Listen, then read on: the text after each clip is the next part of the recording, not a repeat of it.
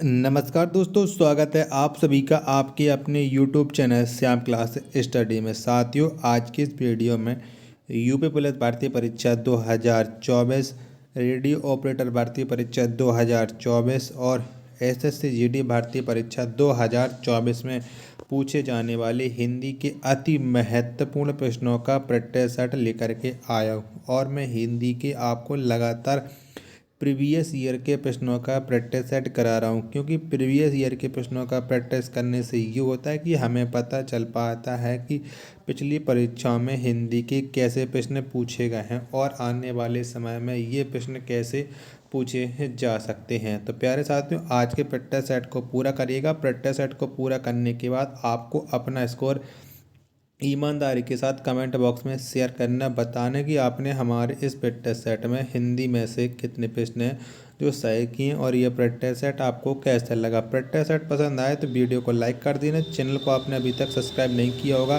तो चैनल को आप जरूर सब्सक्राइब कर सकते हैं। तो चलिए शुरू करते हैं।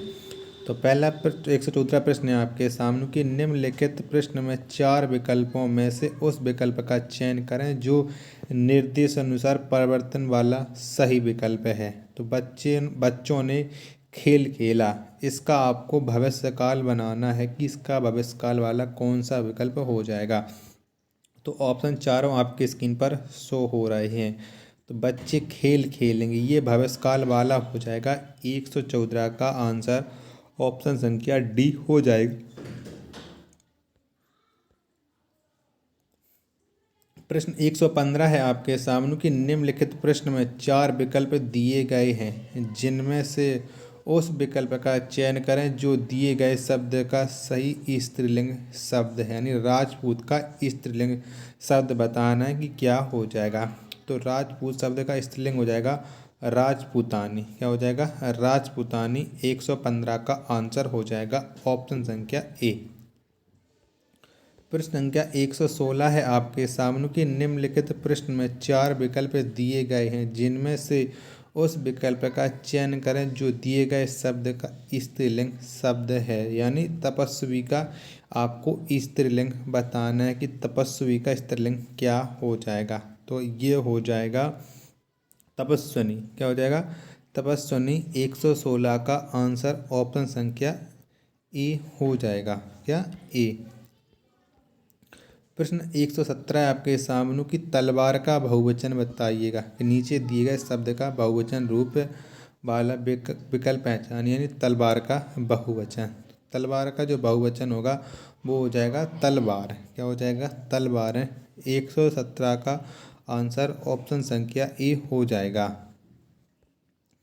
प्रश्न संख्या 118 है आपके सामने कि ह्रस्व व दीर्घ इनमें से किसके प्रकार हैं। तो ये किसके प्रकार हैं? ह्रस्व और दीर्घ।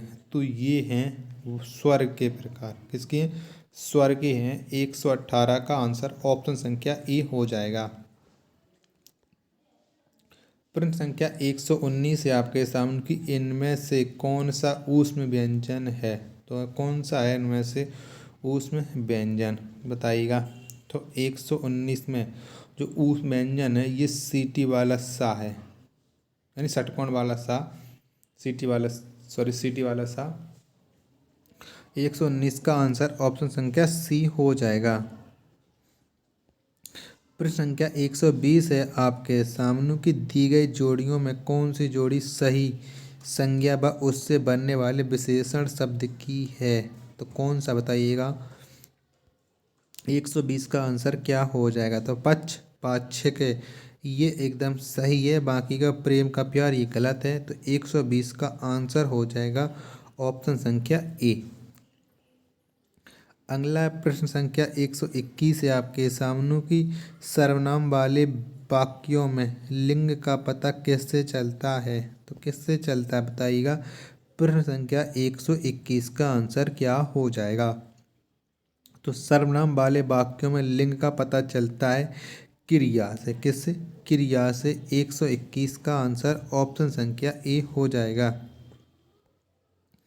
प्रश्न 122 है आपके सामने कि जायसी द्वारा रचित प्रसिद्ध रचना कौन सी है? तो इनमें से मलिक मोहम्मद जायसी ने कौन सी प्रसिद्ध रचना लिखी है? 122 का आंसर क्या हो जाएगा? तो पद्मावत। क्या पद्मावत है जायसी द्वारा रचित प्रसिद्ध रचना? 122 का ऑप्शन संख्या ए हो जाएगा। प्रश्न संख्या 123 है आपके सामने की भारत दुर्दशा किस प्रसिद्ध लेखक द्वारा रचित उपन्यास है? तो किसने इस उपन्यास को लिखा भारत दुर्दशा को, ये आपको बताना है। तो इस जो रचित उपन्यास है भारत दुर्दशा, इसे लिखा है भारतेंदु हरिश्चंद्र ने। 123 का आंसर ऑप्शन नंबर डी हो जाएगा।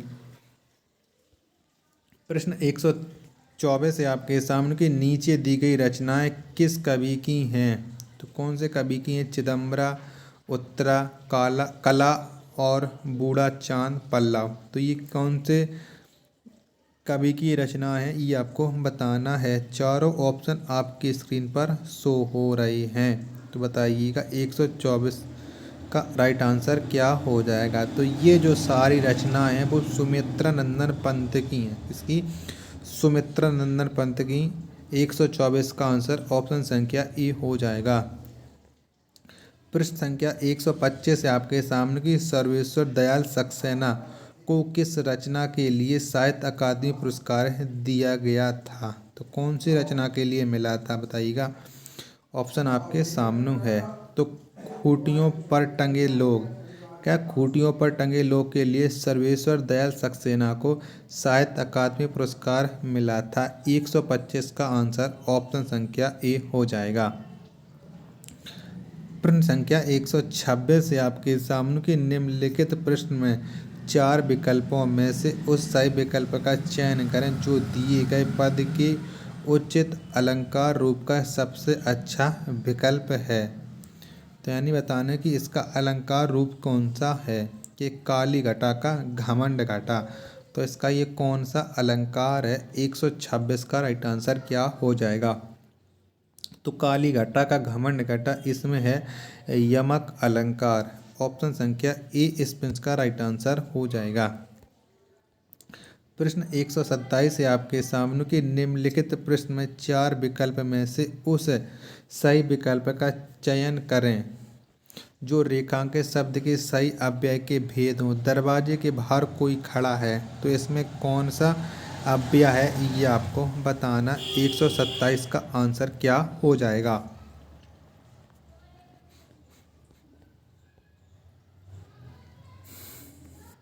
बताइएगा 127 में कौन सा अव्यय है। चारों ऑप्शन आपकी स्क्रीन पर शो हो रहे हैं। तो इसमें जो अव्यय है वो है संबंध बोधक अव्यय। कौन सा है? संबंध बोधक अव्यय।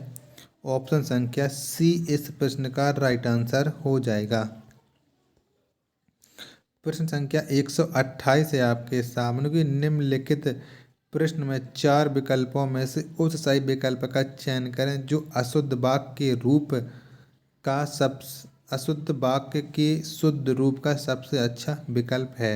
यानी मैंने गांव जाना है, इसका सबसे शुद्ध रूप कौन सा हो जाएगा? 128 का राइट आंसर आपको बताना है, बताइएगा। तो इसका जो राइट वाक्य हो जाएगा कि मुझे गांव जाना है। क्या? मुझे गांव जाना है। 128 का ऑप्शन संख्या बी इस प्रश्न का राइट आंसर हो जाएगा। प्रश्न संख्या 129 है आपके सामने कि छंद में प्रयुक्त अक्षर को क्या कहा जाता है? तो क्या कहती हैं छंद में जो अक्षर प्रयुक्त होता है उसे? तो उसे हम कहते हैं वर्ण। क्या कहते हैं? वर्ण कहते हैं। 129 का आंसर हो जाएगा ऑप्शन संख्या ए, सॉरी ऑप्शन संख्या डी। प्रश्न संख्या 130 है आपके सामने कि निम्नलिखित प्रश्न में 4 विकल्पों में से उस विकल्प का चयन करें जो दिए गए मुहावरे का सही अर्थ वाला विकल्प है। तो लोहा मानना, इस मुहावरे का अर्थ क्या हो जाएगा? लोहा मानना, तो इसका अर्थ होता है प्रभाव मानना। 130 का आंसर ऑप्शन संख्या बी हो जाएगा। प्रश्न 131 से आपके सामने कि रसों का राजा किस रस को माना जाता है? तो कौन सी रस को मानते हैं हम रसों का राजा, ये आपको बताना है। तो रसों का राजा माना जाता है श्रृंगार रस को। किसे? श्रृंगार रस को।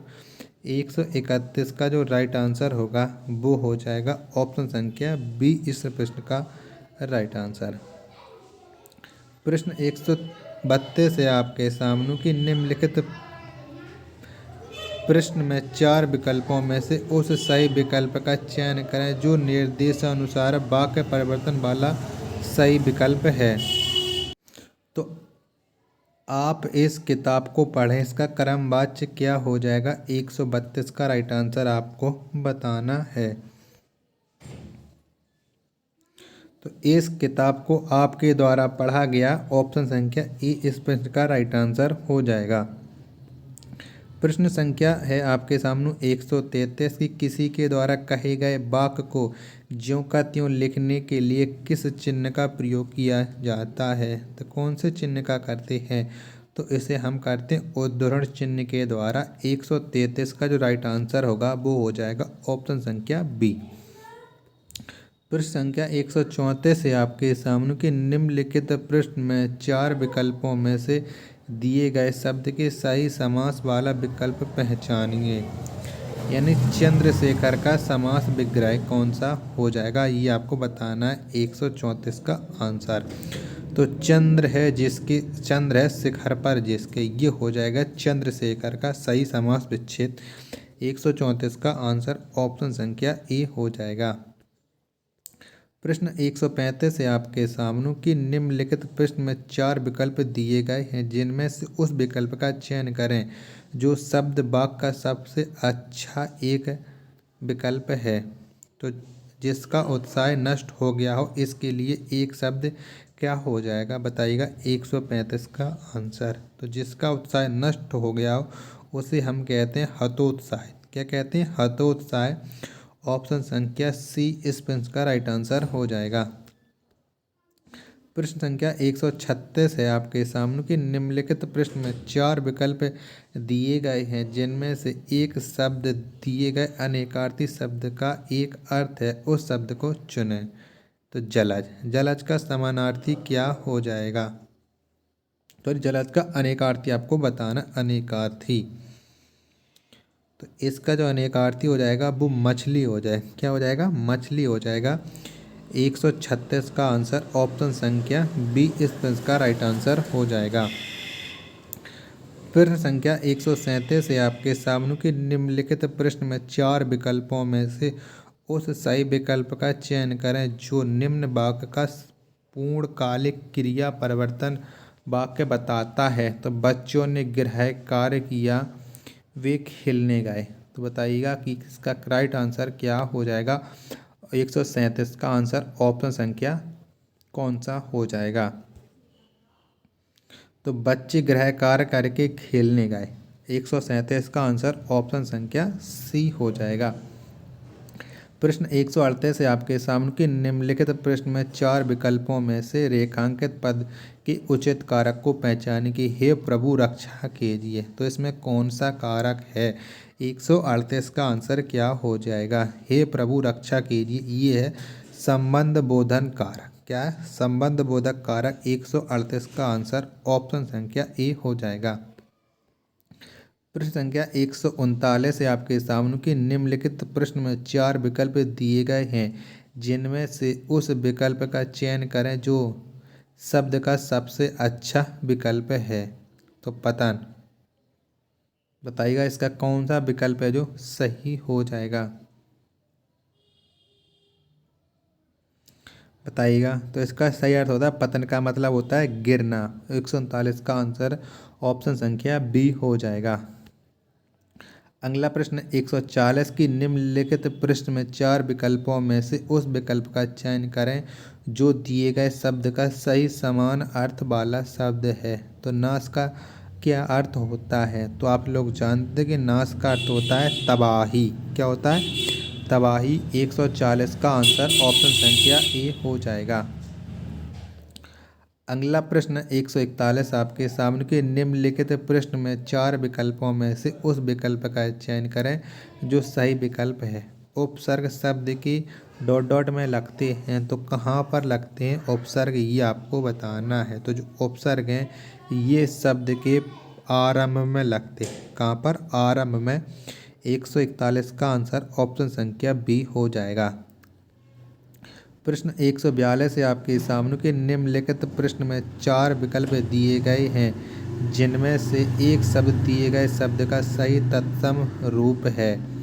तो कपोत का तत्सम रूप क्या हो जाएगा बताइएगा। तो कपोत का तत्सम रूप हो जाएगा कबूतर। 142 का आंसर ऑप्शन संख्या बी। प्रश्न 143 है आपके सामने कि निम्नलिखित प्रश्न में 4 विकल्पों में से उस विकल्प का चयन करें जो प्रत्यय से नहीं बना है। तो इनमें से कौन सा शब्द है जो प्रत्यय से नहीं बना है? चारों ऑप्शन आपकी स्क्रीन पर शो हो रहे हैं। तो बताइएगा 143 का आंसर क्या हो जाएगा। तो बखूबी, इसमें कोई भी प्रत्यय नहीं लगा है तो 143 का आंसर ऑप्शन संख्या डी हो जाएगा। अगला प्रश्न है आपके सामने 144 की निम्नलिखित प्रश्न में 4 विकल्पों में से उस विकल्प का चयन करें जो सही संधि विच्छेद वाला विकल्प है। यानी उल्लास का सही संधि विच्छेद क्या हो जाएगा। तो उल्लास का सही संधि विच्छेद होता है उत प्लस लास। क्या हो जाएगा? उत प्लस लास। 144 का आंसर ऑप्शन संख्या ए। लास्ट प्रश्न है आज के इस प्रैक्टिस सेट का कि निम्नलिखित प्रश्न में 4 विकल्पों में से दिए गए शब्द के विपरीत अर्थ वाला विकल्प चुनिए। यानी संयोग का विपरीत अर्थक क्या हो जाएगा। तो संयोग का जो विपरीत अर्थक हो जाएगा वो हो जाएगा वियोग। 145 का आंसर ऑप्शन संख्या ए। तो प्यारे साथियों, आपको ये प्रैक्टिस सेट पसंद आया हो तो वीडियो को लाइक कर देना। चैनल को आपने अभी तक सब्सक्राइब नहीं किया होगा तो चैनल को आप जरूर सब्सक्राइब कर लीजिएगा। मिलते हैं नेक्स्ट वीडियो तथा नेक्स्ट प्रैक्टिस सेट में। तब तक के लिए धन्यवाद। जय हिंद।